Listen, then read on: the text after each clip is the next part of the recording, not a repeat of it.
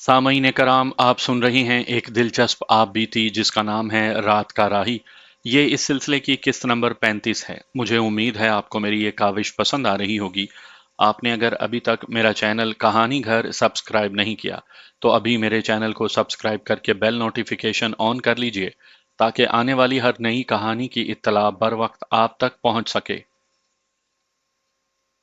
मंसूर के मुखबिर इतने कच्चे नहीं थे कि उन्हें पकड़ना तो दरकिनार हम उन्हें पहचान भी सकते।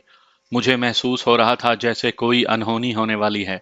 दरगाह की फिजा में खिंचाव सा था। दरगाह के मजावर अब हंसते थे तो साफ पता चलता था कि यह जबरदस्ती की हंसी है।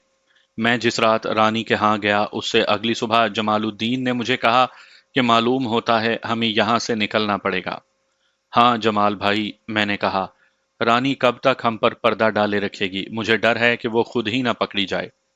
2 दिन और 2 रातें मैं और जमालुद्दीन ज्यादातर वक्त इसी अधेड़बुन में गुजारते रहे कि अचानक पकड़े जाने से पहले हम यहाँ से किस तरह निकल सकते हैं और हम किधर जाएंगे, और अगर अचानक छापा पड़ गया तो हम क्या करेंगे। हम अभी इसी सोच विचार में उलझे हुए थे कि मंसूर आ गया। दोपहर का वक्त था, वो वर्दी में नहीं था। स्पेशल ब्रांच के पुलिस ऑफिसर और दीगर अमला सिविलियन कपड़ों में रहता था। मैंने उसे उस वक्त देखा जब वो सहन में दाखिल हो चुका था। उसने बड़े प्यार से मेरे साथ हाथ मिलाया, खुलकर मुस्कुराया भी, और सीधा उस कमरे में चला गया जहां जमालुद्दीन पीर बना बैठा था और उसकी बैठक में 7-8 मुरीद भी बैठे हुए थे। मैं ना जाने क्या सोचकर सहन में ही खड़ा रहा। मंसूर कमोबेश 20 मिनट के बाद बाहर निकला और मेरे पास आन खड़ा हुआ। सलाम के लिए हाजिर हुआ था। उसने कहा, अब मकबरे में जाकर फातिहा पढ़ूंगा और दुआ करूंगा कि खुदा मुझे एक बच्चा दे दे। मंसूर साहब, मैंने कहा, हमारा ख्याल रखना। मैं तुम्हारे साथ जो वादा कर चुका हूं वो पूरा करने के लिए अपनी जान भी देनी पड़ी तो मैं दे दूंगा। मंसूर ने कहा, हाँ मंसूर भाई, मैंने उससे पूछा, शोभा ने अदालत में ये तो जाहिर कर दिया होगा कि तुम उसे राज देते रहे हो और अपनी ड्यूटी से कोताही करके उसके साथ घूमते फिरते रहे हो। उसने ये भी कहा होगा कि तुम उसके साथ शादी कर रहे थे। आपके खिलाफ कोई महकमाना कार्रवाई तो नहीं हो रही? अरे नहीं मेरे भाई, मंसूर ने फातिहाना लहजे में कहा। डीआईजी ने मुझसे जवाब तलबी की थी। मैंने कहा था कि शोभा ने मुझे नहीं बल्कि मैंने शोभा को झांसा दिए रखा था कि मैं उसकी मोहब्बत में दीवाना हुआ जा रहा हूं, और मुझे अपनी ड्यूटी की भी परवाह नहीं। यही झांसा था जिसने शोभा को मजबूर कर दिया कि वो अपने पूरे गैंग और अपने अड्डों को बेनकाब कर दे। डीआईजी ने मेरे इस जवाब को खुश होकर कबूल कर लिया था। अच्छा खानू भाई, मैं बहुत जल्दी में हूँ, फिर कभी आऊंगा। उसके जाने के बाद जमालुद्दीन ने मुझे बुलाया। मैं गया तो वो मुझे साथ वाले कमरे में ले गया। अब बताओ क्या करें? जमालुद्दीन ने कहा। इंस्पेक्टर मंसूर आया। उसने पहले की तरह मेरे घुटने छूकर मेरा दायां हाथ अपने हाथ में लिया और उस हाथ को चूमा। फिर उसने 20 रुपए के नोट मेरी गोद में रखे और मुंह मेरे कान के साथ लगाकर बोला, जामी उस्ताद, यहाँ एक आदमी है जिसका बहुत लिहाज है। मैं उसकी खातिर तुम्हें 3 दिन की मोहलत देता हूँ। यहाँ से गायब हो जाओ। अगर मैं इस इलाके का थानेदार होता तो 1 मिनट की भी मोहलत न देता। आज से चौथी रात गायब हो जाना। ये कहकर वो चला गया। अब बताओ क्या किया जाए? रानी को इत्तला दे दो, मैंने कहा। उसे बताए बगैर हम कोई कदम नहीं उठाएंगे। उसी वक्त एक आदमी को रानी की तरफ रवाना कर दिया। शाम के बाद जमालुद्दीन और जमालुद्दीन का एक और साथी रानी की कोठी में उसके पास बैठे थे। रानी ने हम तीनों को बुलाया था। मैंने पहले ही कहा था कि मंसूर के मुखबिर बहुत तेज हैं। रानी ने कहा, कल तक मुझे पता चल जाएगा कि ये मुखबिर कौन है। आज उसने तुम्हें पकड़ लिया है। मैं जानती हूँ कि खानू की वजह से उसने तुम्हें फरार होने का मौका दे दिया है। खानू ने उस पर बहुत बड़ा एहसान किया था, लेकिन मैं मंसूर को ज्यादा मौका नहीं देना चाहती। तुम क्या करोगी? मैंने पूछा। कत्ल, रानी ने जवाब दिया। इसके सिवा और कोई रास्ता नहीं। कत्ल कैसे कराओगी? तुम करोगे, रानी ने जवाब दिया। तुम दोनों, और तुम अरोना को उठाकर मंदिर के खंडरों में ले जाओगे। अब मैं उस औरत को नहीं बख्शूंगी। रानी का ये फैसला सुनकर मैं लरस गया। ना मैं ये चाहता था कि मंसूर कत्ल हो, ना मैं ये बर्दाश्त कर सकता था कि अरोना अगवा हो जाए। मैं रानी के इस फैसले को बदलना चाहता था। जरा गौर करो रानी, मैंने कहा, अगर हमने मंसूर को कत्ल और अरोना को अगवा कर लिया तो सबसे पहले तुम पकड़ी जाओगी। मंसूर के मुखबरों ने तुम्हें 2 मर्तबा वहां देखा है। हो सकता है اس کے مخبر مندر کے کھنڈروں سے بھی واقف ہوں۔ او پگلے خانو، رانی نے پرسکون لہجے میں کہا، کل تک مجھے معلوم ہو جائے گا کہ وہ مخبر کون ہے۔ میرا بھی تعلق اسی محکمے کے ساتھ ہے۔ ایک مخبر کی حیثیت ہی کیا ہوتی ہے؟ کل رات وہ یہاں میرے قدموں میں بیٹھے ہوئے ہوں گے۔ وہ جب یہاں سے نکلیں گے تو شراب میں بدمست ہوں گے اور ان کی جیبوں میں نوٹ کھڑک رہے ہوں گے۔ میں نے جو فیصلہ کیا ہے سوچ سمجھ کر کیا ہے۔ تمہاری عقل میری عقل تک نہیں پہنچ سکتی۔ میں جو کہتی ہوں وہ کرو۔ خانو، تم نے منصور کا کوارٹر دیکھا ہے، تم اس میں دیوار کے راستے اترے بھی ہو۔ اب جمال الدین تمہارے ساتھ ہوگا۔ منصور کو قتل کر دو اور ارونا کو اٹھا لے جاؤ، اور اس کے ساتھ وہ سلوک کرو کہ وہ پاگل ہو کر روتی ہوئی گلیوں میں چیختی چلاتی پھرے۔ میں منصور کو قتل نہیں کروں گا رانی۔ میں نے اپنا فیصلہ سنایا، اور نہ میں ارونا کو اغوا کروں گا نہ ہونے دوں گا۔ خانو، رانی نے میری آنکھوں میں آنکھیں ڈال کر کہا، ہوش میں آؤ۔ کیا تم نے ابھی تک محسوس نہیں کیا کہ تم میرے قیدی ہو؟ کل اس وقت تک میری آنکھوں میں آنکھیں ڈالے رکھو رانی۔ میں نے کہا، اب تمہاری آنکھوں میں وہ طاقت نہیں رہی جس نے بن مندر میں مجھے اپنے تابع کر لیا تھا۔ یہ مت بھولو رانی، تم میری چھوڑی ہوئی ہڈی ہو۔ رانی کے چہرے پر غصے کے بجائے بشاشت سی آ گئی، لیکن جمال الدین اٹھ کھڑا ہوا۔ زبان بند رکھ خانو، اس نے گرج کر کہا، میں اس دیوی کی توہین برداشت نہیں کر سکوں گا۔ کہیں ایسا نہ ہو کہ منصور سے پہلے تم میرے ہاتھوں قتل ہو جاؤ۔ میں آہستہ آہستہ اٹھا اور جمال الدین کی داڑھی کو، جو ایک بالشت سے بھی کچھ لمبی تھی، مٹھی میں پکڑ کر اپنی طرف کھینچا۔ وہ میری طرف آیا تو میں نے داڑھی پکڑے ہوئے اسے زور سے پیچھے کو دھکا دیا۔ پیچھے لمبی سی تپائی رکھی تھی، اس سے ٹکرا کر وہ پیٹھ کے بل تپائی پر گرا اور وہاں سے فرش پر جا پڑا۔ وہ تیزی سے اٹھا اور اپنے نیفے کے اندر ہاتھ ڈال کر خنجر نکالنے لگا۔ رانی نے اسے ہاتھ کے اشارے سے وہیں روک دیا۔ میری کوئی توہین نہیں ہوئی جامی، رانی نے اسے کہا۔ پھر وہ مجھ سے مخاطب ہوئی، کہنے لگی، جاؤ خانم، اگر تم میرے قیدی نہیں تو جاؤ، چلے جاؤ، دلی سے نکل جاؤ۔ میں دیکھتی ہوں کہ تم دلی سے زندہ کس طرح نکل کر جاتے ہو۔ تمہیں معلوم نہیں کہ تم کس جال میں آئے ہوئے ہو۔ ایک کمزور سی عورت اپنی محبت کی خاطر تم جیسے قوی ہیکل کا منہ نوچ لیتی ہے۔ میں تو کچھ طاقت رکھتی ہوں، کیا تم بھول گئے ہو کہ میں نے تمہیں چاہا ہے؟ اتنی آسانی سے تمہیں نہیں جانے دوں گی۔ تمہیں قتل کروا کے اسی شہر میں دفن کر دوں گی، اور تمہاری قبر پر مقبرہ کھڑا کر کے اس میں ہر روز دیا جلایا کروں گی۔ تم منصور کو قتل کرنے جاؤ گے اور ارونا کو اغوا کرو گے۔ مجھے احساس ہو گیا کہ رانی کی دھمکی ایک خالی اور بے جان دھمکی نہیں، مجھے اپنی تنہائی کا بھی احساس ہو گیا۔ وہ ٹھیک کہہ رہی تھی کہ میں اس کے گھر سے نکل آتا تو میں دلی سے زندہ باہر نہیں نکل سکتا تھا، لیکن ارونا کا اغوا اور اس کے ساتھ ہونے والا سلوک بھی میری برداشت سے باہر تھا۔ مجھے ہتھیار ڈالنے پڑے۔ میری ایک شرط مان لو رانی، میں نے کہا، اور مجھے اپنا غلام سمجھو۔ تمہارے اشاروں پر ناچوں گا۔ منصور کے قتل کے لیے جمال الدین اور اس کے دو ساتھیوں کو بھیج دو۔ یہ لوگ ارونا کو اٹھا لائیں لیکن میرے حوالے کر دیں۔ میں ارونا کو اس کے ماں باپ کے حوالے کراؤں گا۔ میں تمہاری صرف یہ شرط مان لیتی ہوں کہ منصور کے قتل کے لیے تم نہیں جاؤ گے، رانی نے کہا۔ لیکن ارونا کے ساتھ وہی سلوک ہوگا جو میں بتا چکی ہوں۔ یہ لوگ کسی کو میرے سامنے قتل کر دیتے تو بھی میں ان کا کیا بگاڑ سکتا تھا؟ میں نہ پولیس کو اطلاع دے سکتا تھا، نہ میں کورٹ میں گواہی دے سکتا تھا۔ میں نے سر جھکا لیا۔ میں تمہیں اتنا اداس نہیں دیکھ سکتی خانو، رانی نے میرا سر اپنے ہاتھ سے اوپر اٹھاتے ہوئے کہا۔ میں تمہیں آزاد اور خوش دیکھنا چاہتی ہوں۔ میں خوش ہوں رانی، میں نے کہا۔ انہیں بتاؤ کہ منصور کے کوارٹر میں کس طرح داخل ہوں، رانی نے کہا، اور اسے کس طرح قتل کریں۔ آج کل چاند پوری طرح روشن ہوتا ہے، میں نے کہا۔ منصور اور ارونا صحن میں سوتے ہیں، ان کی چار پائیاں ملی ہوئی ہوتی ہیں۔ صحن کے دائیں اور بائیں والی دیواریں میرے قد سے فٹ یا 1.5 فٹ اونچی ہیں۔ ایک آدمی کے ہاتھوں پر پاؤں رکھ کر دیوار پر آسانی سے چڑھا جا سکتا ہے۔ بہتر ہے 3 آدمی جائیں، ایک آدمی اپنے 2 ساتھیوں کو دیوار پر چڑھائے اور باہر انتظار کرے۔ 2 آدمی دیوار سے اندر کی طرف کودیں نہیں بلکہ لٹک کر اتریں تاکہ پاؤں کی آواز پیدا نہ ہو۔ ریوالور استعمال نہ کریں، اور ورنہ ساتھ والے کوارٹروں کے لوگ جاگ کر پہنچ جائیں گے۔ گشتی پولیس کا بھی خطرہ ہے، خنجر استعمال کریں۔ اگر سوئے ہوئے منصور کا گلا گھونٹ دیا جائے تو اور زیادہ بہتر ہے۔ ارونا کو اٹھانا ان 2 آدمیوں کے لیے مشکل نہیں ہوگا۔ کل رات، رانی نے کہا، رات 12 بجے جامی اپنے 2 ساتھیوں کے ساتھ منصور کے کوارٹر تک پہنچ جائے گا۔ اور تم خانو؟ میں کل رات درگاہ کے بجائے کھنڈر میں رہوں گا، میں نے جواب دیا۔ اور ایک بار پھر سن لو خانو، رانی نے کہا، اگر تم کھنڈر میں رہو گے تو ارونا کی چیخو پکار کا تم پر کوئی اثر نہیں ہونا چاہیے، اگر ہوگا تو پھر میں تمہاری کوئی مدد نہیں کر سکوں گی۔ میرے منہ سے ایک آہ کے سوا کوئی لفظ نہ نکلا۔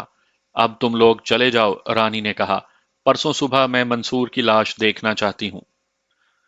اگلی رات آدھی گزر گئی۔ جمال الدین اپنے دو ساتھیوں کے ساتھ اسی طرح انسپیکٹر منصور کے بنگلہ نما کوارٹر کی ایک دیوار کے ساتھ لگا کھڑا تھا۔ وہاں اس قسم کے چند ایک کوارٹر تھے جو ایک دوسرے سے الگ اور ذرا دور دور تھے۔ پہلے جمال الدین اپنے ایک ساتھی کی مدد سے دیوار پر چڑھا اور صحن میں اس طرح اترا کہ اس کے پاؤں کی ہلکی سی بھی آواز پیدا نہ ہوئی۔ اس کے بعد اس کا ساتھی دیوار سے اترا۔ منصور اور ارونا صحن میں سوئے ہوئے تھے۔ پورے چاند کی چاندنی میں ان کا بال بال دکھائی دے رہا تھا۔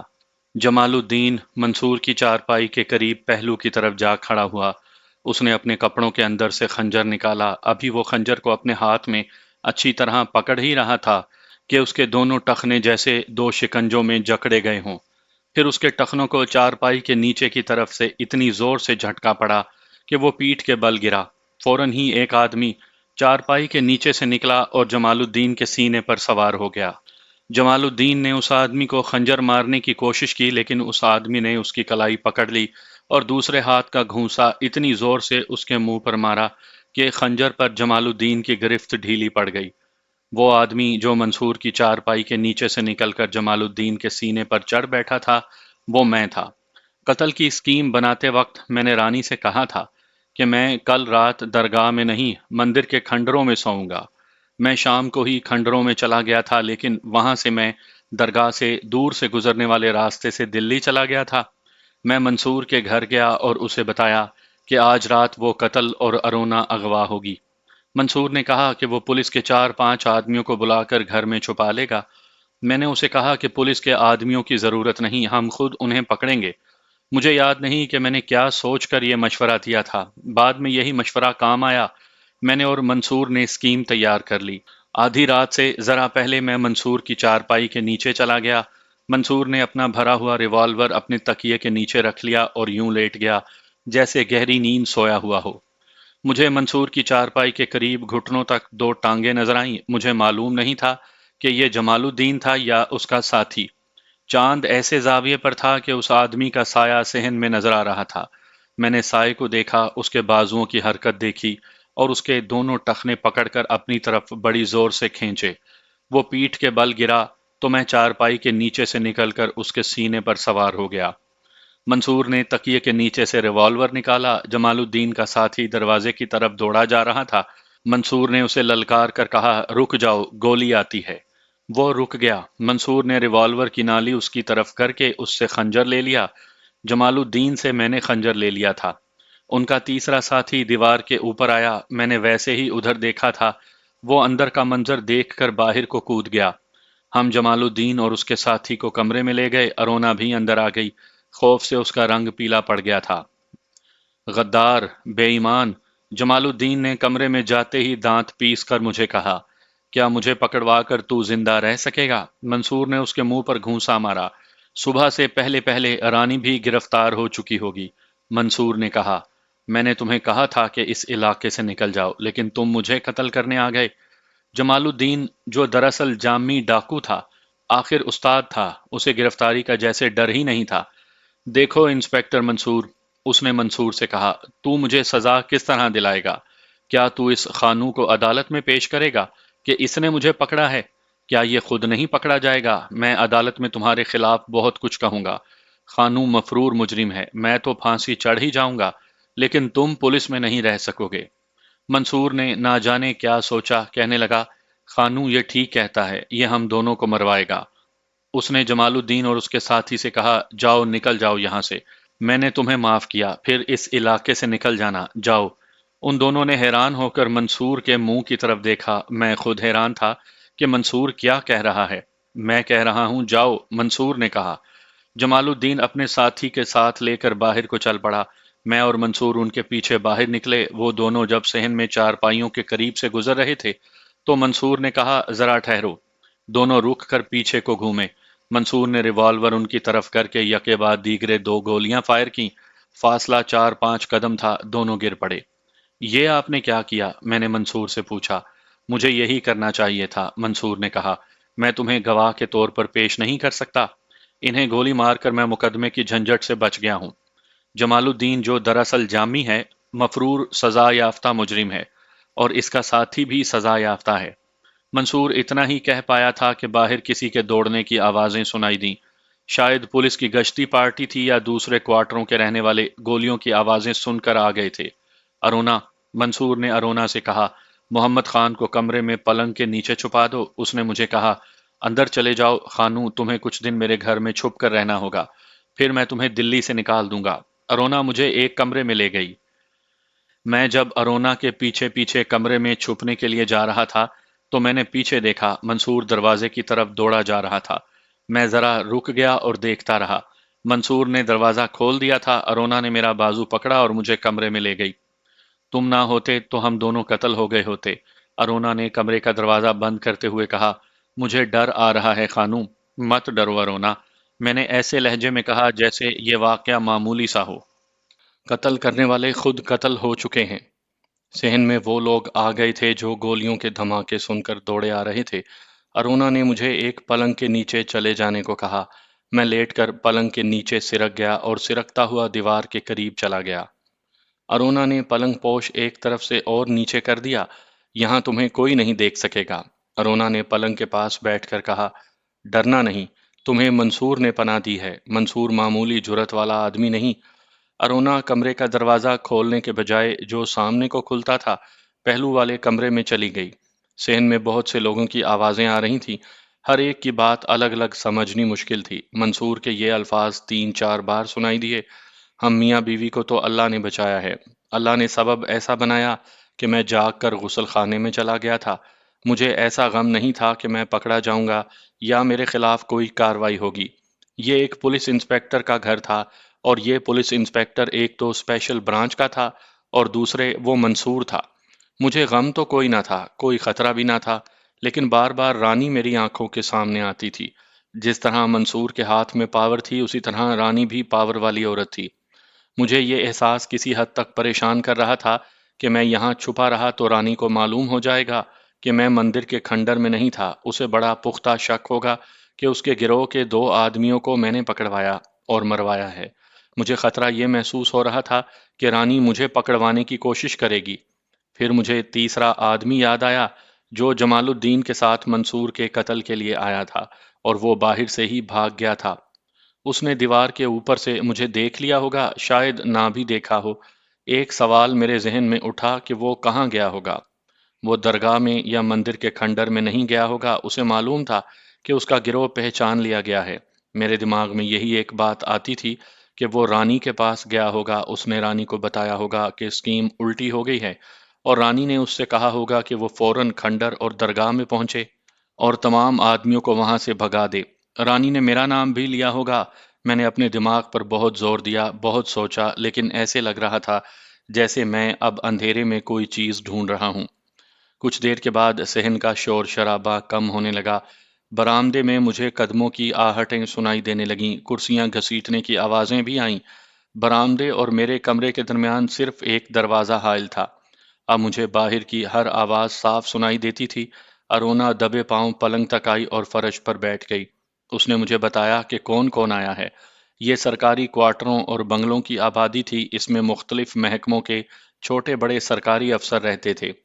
منصور کے کوارٹر کے ساتھ ہی ایک اور پولیس انسپکٹر رہتا تھا، اس سے کچھ دور اسپیشل برانچ کا ایک سب انسپکٹر رہتا تھا۔ ارونا نے مجھے بتایا کہ ایک تو یہ دونوں گولیوں کے دھماکے سن کر آئے ہیں، اور جو سب سے پہلے آئے تھے وہ 2 پولیس کانسٹیبل تھے جو گشتی پہرے پر تھے۔ میرا خیال تھا کہ بہت سے لوگ اکٹھے ہو گئے ہوں گے۔ نہیں خانو، ارونا نے بتایا، آدھی رات کو گولیاں چلیں تو مدد کے لیے کون آنے کی جرت کرتا ہے؟ یہ سویلین لوگ اپنی جان کو خطرے میں نہیں ڈالا کرتے۔ پھر بھی 3-4 سویلین آ گئے تھے، لیکن ان پولیس انسپکٹروں نے انہیں اندر نہیں آنے دیا تھا۔ اب باہر کیا ہو رہا ہے؟ میں نے پوچھا۔ وہ لاشوں کو دیکھ کر اب برآمدے میں آ کر بیٹھ گئے ہیں، ارونا نے جواب دیا۔ ہم سرگوشیوں میں باتیں کر رہے تھے، ارونا یہ کہہ کر چلی گئی کہ اس کا یہاں زیادہ دیر رکنا ٹھیک نہیں۔ منصور بھائی، برآمدے میں سے کسی کی بڑی صاف آواز سنائی دی۔ اب ذرا اچھی طرح بتاؤ کہ یہ سارا واقعہ کس طرح ہوا، یہ سن کر فیصلہ کریں گے کہ کیا کرنا چاہیے۔ کرنا کیا چاہیے؟ منصور نے کہا۔ تھانے اطلاع بھیجتے ہیں اور ایس ایچ او کو موقع پر بلا لیتے ہیں، یہ اس کا کیس ہے۔ ادھر آؤ۔ ایک آواز سنائی دی جس کا لہجہ حکم والا تھا۔ تم ابھی تھانے جاؤ اور ایس ایچ او کو یہ واردات بتا کر فوراً ساتھ لے آؤ۔ وہ شاید کوئی کانسٹیبل تھا جسے تھانے بھیجا جا رہا تھا۔ اصل واقعہ یوں ہوا ہے۔ انسپکٹر منصور کی آواز بڑی صاف سنائی دی۔ میری آنکھ کھل گئی، مجھے غسل خانے میں جانے کی ضرورت محسوس ہوئی۔ میری بیوی گہری نیند سوئی ہوئی تھی۔ میں غسل خانے میں تھا تو مجھے صحن میں کھسر پھسر سی سنائی دی۔ غسل خانے کا دروازہ بند تھا، روشنی باہر نہیں جاتی تھی۔ میں نے بلب بجھا دیا اور دروازہ تھوڑا سا کھول کر صحن کی طرف دیکھا۔ صحن میں تو چاندنی تھی، غسل خانے کی طرف برآمدے کا سایہ تھا۔ مجھے دو آدمی نظر آئے، ایک ارونا کے سرہانے کی طرف کھڑا تھا اور دوسرا ادھر ادھر دیکھ رہا تھا۔ وہ شاید مجھے ڈھونڈ رہے تھے۔ میں سمجھ گیا کہ یہ کون لوگ ہیں اور کیوں آئے ہیں۔ جمنا کے پار ایک پرانی درگاہ ہے جو کچھ عرصے سے آباد ہو گئی ہے۔ مجھے اسپیشل برانچ کے ایک مخبر نے بتایا تھا کہ وہاں جو آدمی متولی اور پیر بنا بیٹھا ہے وہ مشکوک لگتا ہے۔ ایک روز میں وہاں چلا گیا، وہ شخص بڑے اچھے بہروپ میں تھا۔ اگر میں نے کبھی اسے 2-3 مرتبہ ویسے ہی دیکھا ہوتا تو میں اسے کبھی نہ پہچان سکتا کہ وہ یہ شخص ہے، لیکن میں نے اس شخص کو فوراً پہچان لیا۔ یہ شخص جس کی لاش میرے پلنگ کے قریب پڑی ہے، بنگال کا مشہور ڈاکو جامی ہے۔ میرا اس کے ساتھ بڑا لمبا واسطہ پڑا تھا۔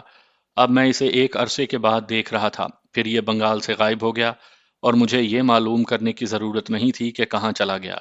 میں دلی میں اسپیشل برانچ میں آیا تو ایک بنگالی سب انسپکٹر موجدار نے مجھے بتایا کہ جامی کو یہاں کہیں عمر قید کی سزا ہو گئی تھی اور اسے جب ریل گاڑی میں کسی اور جیل میں لے جایا جا رہا تھا تو وہ راستے میں گاڑی سے کود کر فرار ہو گیا۔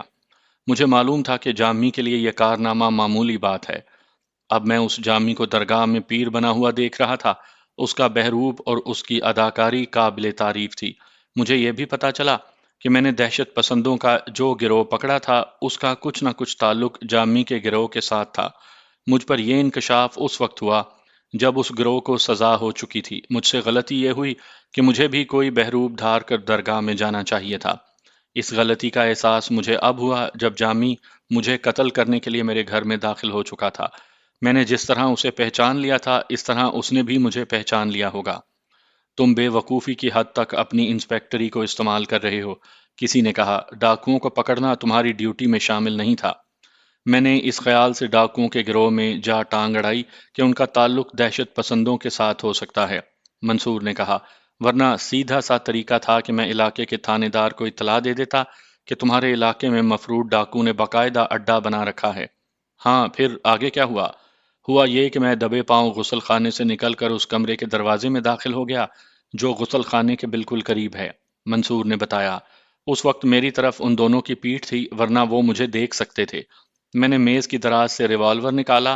ایک یہ خطرہ کہ میں نے دیر کر دی تو میری بیوی ماری جائے گی، دوسرا خطرہ یہ کہ میں نے ذرا سی آواز پیدا کی تو وہ مجھ پر آ پڑیں گے۔ اللہ نے کرم کیا کہ میں نے ریوالور میں گولیاں ڈالنے میں چند سیکنڈ لگائے۔ میں جب برآمدے میں صحن میں پہنچا اور ان دونوں کو للکارا تو پیچھے سے ان کے ساتھی نے مجھے اس طرح دبوچ لیا کہ میرے دونوں بازو اس کے بازوؤں کے شکنجے میں آ گئے۔ صحن والے دونوں آدمیوں کو دیکھا، وہ میری طرف دوڑے آ رہے تھے۔ میرا خیال تھا کہ ان کے پاس ریوالور ہوں گے، لیکن میں نے ان کے ہاتھوں میں خنجر دیکھے۔ تم لوگ سمجھ سکتے ہو کہ میں کیسے خطرے میں آ گیا تھا۔ اتنے میں ارونا جاگ اٹھی۔ میں نے اپنے جسم کو زور سے جھٹکا دیا تو جس نے مجھے دبوچ رکھا تھا وہ ایک طرف جا پڑا۔ کمبخت نے اتنی چرس پی رکھی تھی کہ اس کے منہ سے نکلتی ہوئی بدبو مجھے بھی چکرا رہی تھی۔ باقی دو نے شاید میرے ہاتھ میں ریوالور دیکھ لیا تھا، وہ مڑے بغیر الٹے قدم پیچھے ہٹنے لگے۔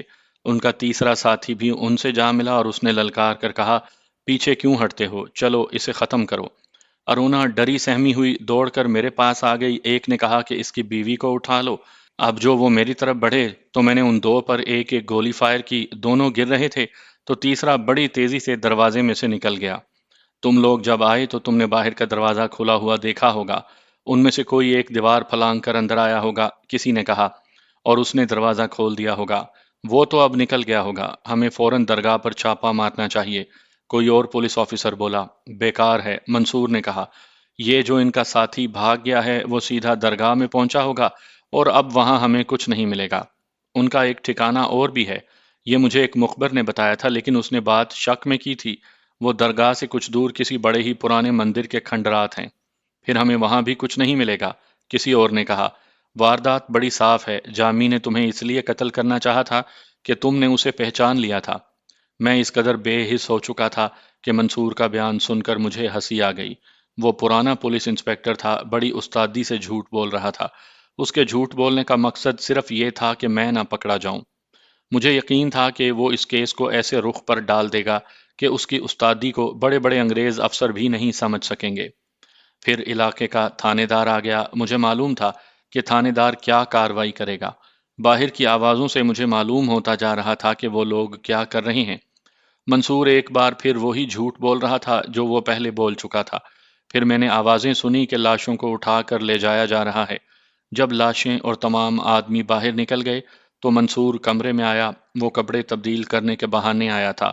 اسے بھی تھانے جانا تھا۔ اس نے مجھے پلنگ سے باہر آنے کو کہا۔ میں تھانے جا رہا ہوں، اس نے کہا۔ تمہیں تو معلوم ہے کہ وہاں کتنا وقت لگ جائے گا۔ ارونا دروازہ اندر سے بند کر لے گی اور تم اب پلنگ کے اوپر ہو جاؤ۔ کسی بھی وقت دروازے پر دستک ہو تو پلنگ کے نیچے چلے جانا۔ منصور بھائی، میں نے کہا، آپ نے بیان تو بہت اچھا دیا ہے۔ میں آپ کا یہ احسان باقی عمر نہیں بھولوں گا۔ آپ نے اگر مجھے بچانے کی خاطر جھوٹ بولا ہے تو ایک بات بتائیں، کیا آپ رانی کو بھی بچانے کی کوشش کر رہے ہیں؟ رانی کو تو میں چکی میں پیسوں گا، منصور نے کہا۔ ان چھوٹے چھوٹے انسپیکٹروں اور سب انسپیکٹروں کے ساتھ کچھ سوچ کر ہی رانی کا ذکر نہیں کیا۔ یہ سب رانی سے مروب ہیں۔ اگر میں ان کے ساتھ ذکر کر بیٹھتا تو یہ فوراً رانی کو اطلاع کر دیتے۔ انہیں معلوم ہے کہ رانی سے وہ مال ملتا ہے جو اور کہیں سے نہیں ملتا۔ میں رانی کی رپورٹ ڈی ایس پی کو دوں گا۔ انگریز ہے؟ میں نے پوچھا۔ بڑا سخت انگریز ہے، منصور نے جواب دیا۔ انگریز ڈکیتی اور قتل معاف کر سکتے ہیں، دہشت گردی اور جاسوسی کے جرم اپنے باپ کو بھی نہیں بخشتے۔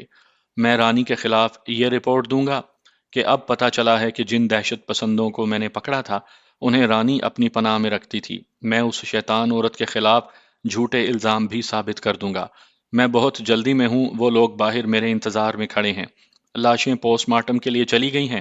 یہ خیال بھی رکھنا کہ ارونا گھر میں اکیلی ہے، اس لیے 2 پولیس کانسٹیبل باہر پہرے پر کھڑے ہیں، اونچی آواز میں نہ بولنا۔ منصور بڑی تیزی سے کپڑے بدل کر چلا گیا۔ ارونا کمرے میں چپ چاپ کھڑی تھی۔ میں نے اسے سر سے پاؤں تک ایسے دیکھا جیسے میں اس جوان سال اور دلکش عورت کو پہلی بار دیکھ رہا ہوں۔ اس خیال سے ایک بڑا وزنی پتھر میرے ضمیر پر آ پڑا کہ منصور نے مجھ پر کتنا اعتماد کیا تھا۔ میں جرائم پیشہ انسان گناہوں میں ڈوبا ہوا تھا۔ یہ صحیح ہے کہ میں نے منصور کے ساتھ بڑی نیکی کی تھی، لیکن میں اب اتنا نیک نہیں ہو گیا تھا کہ منصور اپنی بیوی کو پورے اعتماد کے ساتھ میرے سپرد کر جاتا۔ اب جو میں نے ارونا کو ایک بار پھر دیکھا تو مجھے خیال آیا کہ یہ امانت بڑی ہی پاک ہے، میرا ہاتھ لگ جانے سے یہ میلی ہو جائے گی۔ البتہ مجھے ایک خطرہ محسوس ہوا۔ آپ کو یاد ہوگا کہ ارونا میرے پیچھے پڑ گئی تھی کہ وہ میرا بچہ پیدا کرے گی۔ اب پھر وہ مجھ سے وہی مطالبہ کر سکتی تھی۔ کیا سوچ رہی ہوں ارونا؟ میں نے اس سے پوچھا۔ سوچ رہی ہوں، ارونا نے کہا، پولیس کی نوکری کتنی خطرناک ہے۔ تم یقیناً اپنے آپ کو خطرے میں محسوس کر رہے ہوگے۔ اپنے آپ کو محفوظ سمجھو خانو، یہاں تمہارے لیے کوئی خطرہ نہیں۔ ایک خطرہ ہے ارونا، میں نے بوجھل سی آواز میں کہا۔ ارونا نے چونک کر مجھے دیکھا اور بولی، منصور پر تمہیں بھروسہ نہیں؟ اس پر تو پورا بھروسہ ہے، میں نے کہا، مجھے تم پر بھروسہ نہیں۔ خانو، اس نے حیرت زدہ لہجے میں پوچھا، کیا کہہ رہے ہو؟ تمہیں مجھ سے کیا خطرہ ہو سکتا ہے؟ یاد آتا ہے کہ تم درگاہ میں میرے پاس آئی تھی، میں نے آہ بھر کر کہا، اور تم نے مجھ سے ایک مطالبہ کیا تھا۔ مطالبہ؟ ارونا نے پوچھا اور خود ہی بولی، اوہ، یاد آ گیا۔ وہ وقت کچھ اور تھا خانو۔ منصور کی محبت نے اور اتنے پیارے سہاگ کے اجڑ جانے کے غم نے مجھے پاگل کر دیا تھا۔ مگر تم نے یہ بات کیوں کہی ہے؟ اس لیے کہ تم پھر وہی مطالبہ نہ کر بیٹھو۔ میں نے کہا، تم نے دیکھ لیا ہے کہ منصور کتنے اعتماد سے تمہیں میرے حوالے کر گیا ہے۔ ارونا ہنس پڑی اور ہنستے ہنستے اس نے بازو میرے گلے میں ڈال دیے۔ تم سے اچھا بھائی اور کون ہو سکتا ہے؟ اس نے بڑے شگفتہ لہجے میں کہا۔ تم نے میرے سر پر ہاتھ رکھ کر قسم کھائی تھی۔ ایسی قسم صرف بھائی کھا سکتے ہیں۔ میں سچ کہتی ہوں کہ مجھے بچہ نہیں چاہیے، منصور چاہیے۔ اب میں تم سے بچہ نہیں مانگوں گی، خدا سے مانگوں گی۔ مجھے اس طرح سکون اور اطمینان محسوس ہوا جیسے انگریزوں نے میرے تمام جرائم معاف کر دیے ہوں۔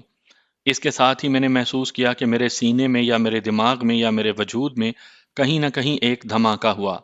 میں بیان نہیں کر سکتا کہ کیا ہوا۔ مجھے ایسے محسوس ہونے لگا جیسے میں کمزور سا ایک انسان ہوں اور ارونا ایک عظیم عورت کے روپ میں میرے اوپر غالب آ گئی ہے۔ رانی نے مجھے کہا تھا کہ اس کی وہ پراسرار طاقت جس سے اس نے بڑے بڑے جابر گناہ گاروں پر حکومت کی تھی ختم ہوتی جا رہی ہے۔ بالکل وہی کیفیت مجھ پر طاری ہونے لگی۔ میں بے چین سا ہونے لگا۔ بیٹھ جاؤ خانو، ارونا نے کہا، مجھے معلوم ہے تم نے کچھ کھایا پیا نہیں ہوگا۔ وہ مجھے بٹھا کر چلی گئی اور کچھ دیر کے بعد ٹرے اٹھائے آ گئی۔ اچانک میری آنکھ کھل گئی، میں ہڑبڑا کر اٹھ بیٹھا۔ پہلا خیال یہ آیا کہ میں پکڑا گیا ہوں۔ مت ڈر یار، مجھے منصور کی آواز اور اس کے ساتھ ارونا کی ہنسی سنائی دی۔ میں شرمسار سا ہو گیا۔ رات جاگتے گزر گئی۔ منصور نے جمائی لیتے ہوئے کہا، ارونا تم ناشتہ لاؤ۔ رات کیا ہوا؟ میں نے منصور سے پوچھا۔ درگاہ اور مندر کے کھنڈرات پر چھاپا مارا تھا، منصور نے کہا۔ دونوں جگہیں ویران پڑی تھیں، کسی انسان کا نام و نشان بھی نہ تھا۔ چرس اور شراب کی بوتلیں دونوں جگہوں سے ملیں اور رانی کے گھر کی بھی خانہ تلاشی ہوئی۔ میں یوں بدک کر منصور کی طرف جھکا جیسے انگریزوں کی ملکہ وکٹوریہ کی خانہ تلاشی ہوئی ہو۔ کچھ ملا وہاں سے؟ میں نے پوچھا۔ وہی سفید برقع ملا جس کے پردے میں وہ اپنے گروہ سے ملنے درگاہ میں جایا کرتی تھی، منصور نے جواب دیا، لیکن اس نے اس برقعے کے متعلق ڈی ایس پی اور ایس پی کو ایسی بات بتائی جو اس کی صفائی کے لیے کافی ہے۔ کیا ڈی ایس پی اور ایس پی خانہ تلاشی کے لیے گئے تھے؟ میں نے حیران ہو کر کہا۔ اس کی خانہ تلاشی کے لیے ڈی ایس پی کی اجازت کی ضرورت تھی، منصور نے بتایا۔ میں رات ہی کو ڈی ایس پی کے بنگلے پر چلا گیا، وہ فوراً جاگ اٹھا۔ میں نے اسے بتایا کہ اسپیشل برانچ میں جس رانی کو خفیہ ڈیوٹی کے لیے رکھا گیا ہے اس کا تعلق عادی مجرموں کے گروہ اور دہشت پسندوں کے گروہ کے ساتھ ہے۔ ڈی ایس پی نے مجھ سے پوچھا کہ میرے پاس اس کا کیا ثبوت ہے۔ میں نے اسے بتایا کہ وہ ایک میلے کچالے برقعے میں جمنا کے پار ایک درگاہ میں جاتی رہی ہے اور اسے 4-5 مرتبہ وہاں دیکھا گیا ہے۔ یہ بھی دیکھا گیا ہے کہ وہاں اس آدمی سے وہ علیحدہ کمرے میں ملتی رہی ہے جو وہاں پیر بنا بیٹھا تھا۔ ڈی ایس پی نے پوچھا، کیا وہ واقعی پیر ہے؟ تب میں نے اسے بتایا کہ وہ اور اس کا ساتھی میرے ریوالور کی گولیوں کا نشانہ بن چکے ہیں۔ میں نے اسے یہ بھی بتایا کہ اسے تھانے سے باقاعدہ رپورٹ تھوڑی دیر میں مل جائے گی۔ پھر میں نے ڈی ایس پی کو سارا واقعہ سنایا۔ آپ نے ڈی ایس پی کو بھی وہی بیان دیا ہوگا؟ میں نے اس میں 2-3 مزید جھوٹ شامل کر لیے تھے، منصور نے کہا۔ ڈی ایس پی کو پوری واردات سنا کر میں نے اسے کہا کہ رانی کی خانہ تلاشی ضروری ہے۔ ڈی ایس پی نے کہا کہ ایس پی صاحب کو بتانا بہت ضروری ہے۔ یہ کہہ کر ڈی ایس پی نے ایس پی کو ٹیلی فون کیا۔ ایس پی نے اسے حکم دیا کہ ڈی ایس پی اور میں علاقے کا ایس ایچ او بمائے ضروری عملہ پولیس ہیڈ کوارٹر میں پہنچ جائیں۔ ہم سب وہاں پہنچے تو ایس پی وہاں موجود تھا۔ صبح کے 3 بج رہے تھے۔ وہاں سے ہم رانی کی کوٹھی پر گئے اور اسے جگایا۔ مجھے پہلے ہی امید تھی کہ رانی کے گھر سے کوئی قابل اعتراض چیز یا اسلحہ ہاتھ نہیں لگے گا۔ تم جانتے ہو کہ وہ اتنی کچی عورت نہیں۔ مجھے معلوم تھا کہ تیسرا آدمی جو میرے گھر سے بھاگ گیا تھا وہ سیدھا رانی کے پاس پہنچا ہوگا۔ ایسی توقع رکھنا بیکار تھا کہ وہ آدمی رانی کے گھر مل جائے گا۔ رانی جب ہم سب کے سامنے آئی تو اس کے چہرے پر ذرا سی بھی گھبراہٹ نہیں تھی۔ خانو بھائی، رانی کو تو میں اکثر دیکھتا ہی رہا ہوں، لیکن گزشتہ رات وہ مجھے بہت ہی خوبصورت نظر آئی، شاید اس لیے کہ وہ اپنے قدرتی رنگ میں تھی۔ ایس پی نے اس کے ساتھ کوئی بات نہ کی، اس نے اتنا ہی کہا کہ خانہ تلاشی کرو۔ مجھے حکم ملا کہ میں رانی کے پاس کھڑا رہوں۔ ایس پی اور ڈی ایس پی خود بھی تلاشی کے لیے کمروں میں چلے گئے۔ رانی اور میں اب اکیلے تھے۔ رانی نے مجھے کہا، تم ڈنک مارنے سے باز نہ آئے۔ میں نے مری ہوئی سی آواز میں کہا، میں خود پھنس رہا ہوں رانی، میں تمہیں کیا ڈنک ماروں گا؟ اس نے پوچھا، یہ کیا ہو رہا ہے؟ میں نے اس سے پوچھا، کیا تمہیں معلوم نہیں؟ اس نے مجھے کنکھیوں سے دیکھا اور ایسی آہ بھری جس میں غصے کی جھلک تھی۔ اس کے بعد وہ نہ بولی نہ میں نے اسے کچھ کہا۔ اتنے بڑے بنگلے کی تلاشی میں کوئی 1 گھنٹہ لگ گیا۔ ڈی ایس پی اور ایس پی جب اس کمرے میں آئے جہاں میں اور رانی بیٹھے تھے تو ڈی ایس پی کے ہاتھ میں ایک میلا اور غریبانہ سا سفید برقع تھا۔ ڈی ایس پی نے رانی سے پوچھا کہ یہ برقع تمہارے اٹیچی کیس میں کس طرح آیا؟ تمہارا برقعے سے کیا کام؟ اور اگر تم برقع اوپر لیتی بھی ہو تو وہ اچھی قسم کا برقع ہونا چاہیے تھا۔ رانی نے جواب دیا، کیا آپ لوگ جانتے نہیں کہ میری ڈیوٹی کیا ہے؟ کیا مجھے بھیس بدلنے کی ضرورت محسوس نہیں ہوتی؟ رانی نے قدرے غصیلے لہجے میں پوچھا، کیا مجھے یہ نہیں بتایا جائے گا کہ میرا جرم کیا ہے؟ ایس پی نے اسے کہا، تمہارا جرم تمہیں بتا دیا جائے گا، ہم اپنا شک رفع کر رہے ہیں۔ اس کے ساتھ ہی ایس پی نے ایس ایچ او کو اور مجھے حکم دیا کہ درگاہ پر اور جہاں بھی شک ہے چھاپا مارو۔ ایس پی کی گاڑی باہر کھڑی تھی، اس نے گاڑی ہمیں دے دی، ہم جمنا پار گئے۔ درگاہ کے اندر گئے، وہاں کوئی انسان نہیں تھا۔ ایک پلنگ اور دو چارپائیوں پر بستر بچھے ہوئے تھے۔ صاف پتہ چلتا تھا کہ یہاں کے رہنے والے کچھ ہی دیر پہلے یہاں سے گئے ہیں۔ مندر کے کھنڈروں میں گئے، تم نے مجھے ٹھیک راستہ بتایا تھا۔ وہاں سے تاش کے پتوں، تھوڑی سی چرس اور شراب کی 2 بوتلوں کے سوا کچھ بھی نہ ملا۔ ان لوگوں کا بھاگ جانا پکا ثبوت ہے کہ یہ عادی مجرموں کا گروہ تھا۔ ہم نے واپس آ کر ڈی ایس پی اور ایس پی کو پوری رپورٹ دی۔ ایس پی نے ہمیں پہلے ہی بتا دیا تھا کہ واپسی پر ہیڈ کوارٹر میں آئیں۔ مجھے توقع تھی کہ رانی گرفتار ہو چکی ہوگی۔ میرے پوچھے بغیر ہی ڈی ایس پی نے مجھے الگ کر کے بتایا کہ رانی کی گرفتاری کا کوئی جواز سامنے نہیں آیا۔ یہ تو میں بھی جانتا تھا کہ ایک برقع برآمد ہونے سے رانی کو گرفتار نہیں کیا جا سکتا تھا۔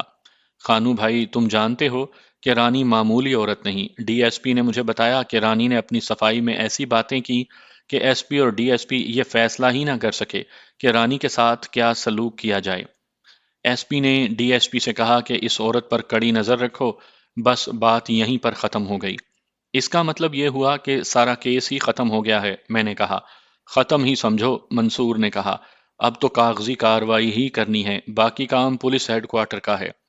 دوسرے تھانوں کو اس گروہ کے متعلق اطلاعات بھیجی جائیں گی۔ اب مجھے پلنگ کے نیچے چھپنے کی ضرورت نہیں تھی، لیکن میں کمرے سے باہر نہیں جا سکتا تھا۔ میں نے منصور سے پوچھا کہ میرا اب کیا بنے گا؟ منصور نے ذرا سوچ کر کہا کہ چند دن اور ٹھہر جاؤ۔ آپ خطرہ مول لے رہے ہیں منصور بھائی، میں نے کہا۔ میں تھوڑا سا خطرہ مول لینا چاہتا ہوں، منصور نے کہا، لیکن کسی فیصلے پر پہنچنے کے لیے مجھے 2-4 روز چاہیے۔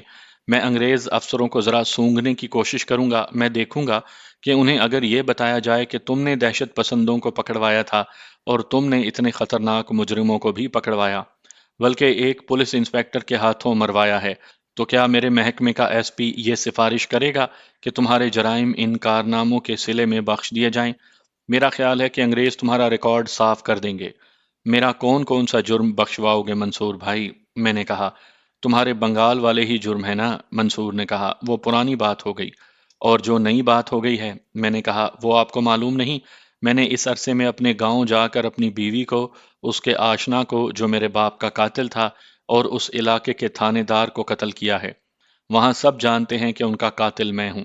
ابھی ابھی میرٹھ میں کرنل نارتھ کی جاسوسی کا جو واقعہ ہوا ہے، اس میں بھی شامل تھا۔ کیا بک رہے ہو خانو؟ منصور نے حیران ہو کر کہا۔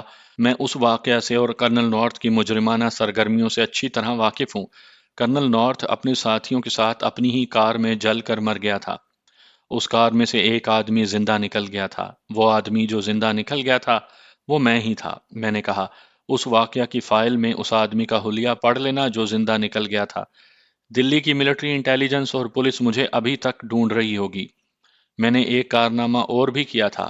میں نے ایک انگریز میجر کو، جس کا نام ویسٹ میکارٹ تھا، پٹھانوں کی قید سے اس وقت آزاد کروایا تھا جب اسے پٹھانوں نے گولی مارنے کا فیصلہ کر لیا تھا۔ لیکن مجھے معلوم ہے کہ انگریزوں کی حکومت جاسوسی کا جرم معاف نہیں کرے گی۔ مجھے جانے دو منصور بھائی۔ میجر ویسٹ میکارٹ کون سی ریجیمنٹ کا تھا؟ منصور نے میری بات سنی انسنی کرتے ہوئے پوچھا۔ میں اسے تلاش کر لوں گا، وہ جہاں کہیں بھی ہوا میں اسے ملوں گا اور اسے کہوں گا کہ جس شخص نے اسے موت کے منہ سے نکالا تھا، اب وہ اس شخص کو پھانسی کے تختے سے اتارے۔ تم نے اچھا کیا ہے جو مجھے اس انگریز کا نام بتا دیا ہے۔ میں نے منصور کو میجر ویسٹ میکارٹ کی ریجیمنٹ کا نمبر بتا دیا، لیکن یہ بھی کہا کہ میری خاطر منصور کوئی خطرہ مول نہ لے۔ میں نے منصور سے یہ بھی کہا کہ ایسا بھی ہو سکتا ہے کہ منصور خود اس جرم میں پھانسی چڑھ جائے کہ اس نے مجھ جیسے مفرور اور خطرناک مجرم کو پناہ دے رکھی ہے، اور نہ جانے وہ مجھ سے کیسے کیسے فائدے اٹھاتا رہا ہے۔ مجھے سوچنے دو خانو، منصور نے بڑی گہری سوچ میں ڈوب کر کہا۔ مجھے سوچنے دو، 4-5 دن اور رک جاؤ۔ میں سچ بتاتا ہوں خانو، اگر تم چلے گئے تو میں یوں محسوس کرتا رہوں گا کہ تم اپنی لاش میرے ضمیر پر رکھ گئے ہو۔ رک جاؤ نا محمد خان۔ ارونا، جو اس وقت تک خاموش بیٹھی تھی، ایسے لہجے میں بولی جس میں پیار بھی تھا اور تشنگی بھی تھی۔ میں نے سر جھکا لیا۔ اگلے 2 دن منصور کے اس کوارٹر میں اس طرح گزرے کہ منصور صبح سویرے نکل جاتا اور شام کے بعد واپس آتا تھا۔ میرا دن ارونا کے ساتھ کچھ پرانی اور کچھ نئی باتیں کرتے گزر جاتا تھا۔ ارونا کہتی تھی کہ وہ مجھے نہیں جانے دے گی، میں اسے کہتا تھا کہ مجھے آخر جانا ہی ہے۔ ایک بار تو ارونا کے آنسو نکل آئے۔ اس کے آنسو دیکھ کر مجھے یوں لگا جیسے کوئی چیز میرے حلق میں اٹک گئی ہے۔ میرے لیے کسی نے کبھی آنسو نہیں بہائے تھے۔ صرف ارونا تھی جس نے مجھے اس قابل سمجھا تھا کہ میرے نام پر دو چار آنسو قربان کر دے۔ میں نے بہت سوچا، مجھے اپنے آپ سے یہی جواب ملتا تھا کہ یہاں نہ رکنا۔ ان 2 دنوں میں 2 3 مرتبہ میں نے تقریباً پختہ ارادہ کر لیا تھا کہ میں منصور اور ارونا کو بتائے بغیر دلی کے پولیس ہیڈ کوارٹر میں چلا جاؤں اور اپنے آپ کو گرفتاری کے لیے پیش کر دوں۔ یہ خواہش 2 مرتبہ اٹھی تھی کہ میں اپنے آپ کو سولی پر کھڑا کر کے اس کہانی کو ختم کر دوں۔ تیسری صبح منصور حسب معمول گھر سے نکل گیا۔ تقریباً 1 گھنٹے کے بعد وہ واپس آ گیا۔ اس نے ایک عجیب کہانی سنائی۔ ایک اور واردات ہو گئی ہے، منصور نے بتایا۔ درگاہ کے علاقے کے تھانے دار کو حکم ملا تھا کہ وہ اپنے مخبر جو دیہاتی لباس میں ہوں، درگاہ اور مندر کے کھنڈرات پر دن رات نظر رکھنے کے لیے مقرر کر دے۔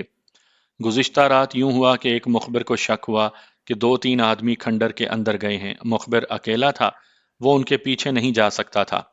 وہ دراصل اندر جانے سے ڈرتا بھی تھا۔ ان کھنڈرات کے متعلق بڑی بڑی ڈراؤنی کہانیاں مشہور ہیں۔ مخبر اس علاقے کے تھانے میں چلا گیا۔ منصور نے مجھے یہ واردات یوں سنائی کہ تھانے دار 4 5 کانسٹیبلوں کو ساتھ لے کر کھنڈروں تک گیا۔ اندر سے ایسی آوازیں آئیں جو کسی انسان کی معلوم نہیں ہوتی تھی، لیکن کسی جانور یا درندے کی بھی نہیں تھی۔ تھانے دار جو ہندو تھا پہلے تو ڈر گیا، لیکن اسے حکم بڑا سخت ملا ہوا تھا کہ وہ درگاہ یا کھنڈروں کے اندر کسی بھی وقت کوئی حرکت ہو تو اندر جا کر دیکھے۔ تھانے دار کو مجبوراً ٹارچ روشن کر کے اندر جانا پڑا۔ کانسٹیبل بھی اس کے ساتھ گئے۔ اس پارٹی کے پاس 3 ٹارچیں تھیں۔ وہ 2 3 کمروں اور سرنگ نما راستوں میں سے ہوتے ہوئے ایک ایسی جگہ پہنچ گئے جہاں کی چھت پوری طرح گری ہوئی نہیں بلکہ جھکی ہوئی تھی۔ ٹارچوں کی روشنی میں کہ دیکھا کہ وہ بھی ایک کمرہ تھا جس کے کواڑ نہیں تھے۔ تھانے دار اس دروازے میں جا کر رکا تو اندر سے ایک گولی فائر ہوئی۔ یہ گولی تھانے دار کی ٹارچ پر لگی۔ تھانے دار ٹارچ پھینک کر پیچھے کو بھاگا۔ ان کھنڈرات میں رکے رہنا یا مجرموں کے پیچھے بھاگنا دوڑنا آسان نہیں تھا۔ 2 کانسٹیبلوں نے یہ دلیری کی کہ وہ روشنی کے بغیر اس دروازے پر گئے اور انہوں نے اندر رائفلیں فائر کیں۔ ان کے پاس چھروں والے راؤنڈ تھے جو پولیس ہجوم کو منتشر کرنے کے لیے فائر کرتی ہے۔ یہ راؤنڈ رات کو فائر کیے جاتے ہیں۔ ان کے چھرے پھیل کر بھاگنے والوں کو زخمی کر دیتے ہیں۔ اندھیرے میں نشانہ تو نہیں لیا جا سکتا۔ پھیلے ہوئے چھروں میں سے کچھ کسی نہ کسی کو تو لگ ہی جاتے ہیں۔ اندر سے بھی فائرنگ ہوئی۔ کانسٹیبل پیچھے کو بھاگے، اندر والے باہر نکل آئے۔ کچھ دیر گولیوں کا تبادلہ ہوتا رہا۔ آخر ایک آدمی نے ہاتھ کھڑے کر دیے۔ نتیجہ یہ نکلا کہ 2 کانسٹیبل گولیوں سے شدید زخمی ہو گئے اور دوسری طرف 3 آدمی تھے، تینوں بری طرح زخمی ہو گئے۔ انہیں گھسیٹ کر باہر لائے، دونوں باہر آتے ہی مر گئے۔ تیسرا زندہ رہا۔ اس تیسرے آدمی کو ہسپتال میں لے آئے ہیں۔ منصور نے یہ سارا واقعہ مجھے سنایا۔ میں ہسپتال گیا تھا، وہ ابھی تک بے ہوش ہے۔ ڈاکٹر اور سرجن اسے بچانے کی مسلسل کوشش کر رہے ہیں۔ پولیس اس انتظار میں ہے کہ وہ ہوش میں آئے تو اس کا بیان لیا جائے۔ اگر وہ ہوش میں آ گیا تو وہ اقبال جرم سے انکار نہیں کرے گا۔ اگر اس نے اقبال جرم کر لیا تو وہ رانی کا نام ضرور لے گا۔ پھر رانی کی گرفتاری کو کوئی نہیں روک سکے گا۔ رانی کے بچنے کی ایک ہی صورت ہے کہ یہ آدمی بھی مر جائے۔ کیا یہ معلوم نہیں ہو سکا کہ یہ آدمی ان کھنڈروں میں کیا لینے گئے تھے؟ میں نے پوچھا۔ یہ بھی تو ہو سکتا ہے کہ ان کا تعلق رانی اور جمال الدین کے ساتھ نہ ہو۔ یہ تعلق ثابت ہو چکا ہے، منصور نے جواب دیا۔ کھنڈروں کی تلاشی لی گئی تو اس کمرے میں جہاں یہ تینوں پائے گئے تھے ایک جگہ دیکھی گئی جس سے سلک کی طرح کا ایک پتھر ہٹا ہوا تھا۔ وہ پتھر ہٹا کر دیکھا گیا تو اس کے نیچے ایک گڑھا تھا جس میں کپڑے کے تھیلوں میں زیورات، کرنسی نوٹ اور روپے کے سکے پڑے ہوئے تھے۔ پہلے جب ان کھنڈرات کی تلاشی لی گئی تھی تو کسی کو محسوس تک نہ ہوا تھا کہ فرش کے نیچے اتنا خزانہ دفن ہے۔ یہ تینوں اسی گروہ کے آدمی تھے اور یہ خزانہ نکالنے آئے تھے جس خزانے کو پولیس نہیں دیکھ سکی تھی۔ اس کا سراغ کوئی دوسرا کیسے لگا سکتا؟ اس کا مطلب یہ ہوا، میں نے کہا، کہ رانی کی قسمت اس شخص کے ہاتھ میں ہے جو ہسپتال میں بے ہوش پڑا ہے۔ میرا خیال ہے کہ رانی کا زوال شروع ہو چکا ہے۔ خانو بھائی، منصور نے لمبا سانس چھوڑتے ہوئے کہا، کبھی تو جی چاہتا ہے کہ اس عورت کو میں اپنے ہاتھوں ختم کر دوں۔ میں آپ کو یہ بتا دوں منصور بھائی، میں نے کہا، رانی اگر زندہ رہی اور اس چکر سے نکل آئی تو وہ آپ سے اور ارونا سے ایسا انتقام لے گی کہ آپ دونوں ایک دوسرے کو پہچان نہیں سکیں گے۔ میں حیران ہوں کہ بن مندر کے قصے میں اس نے ارونا کو کیوں بخش دیا تھا۔ خدا کرے یہ زخمی زندہ رہے، منصور نے کہا اور اپنے دفتر چلا گیا۔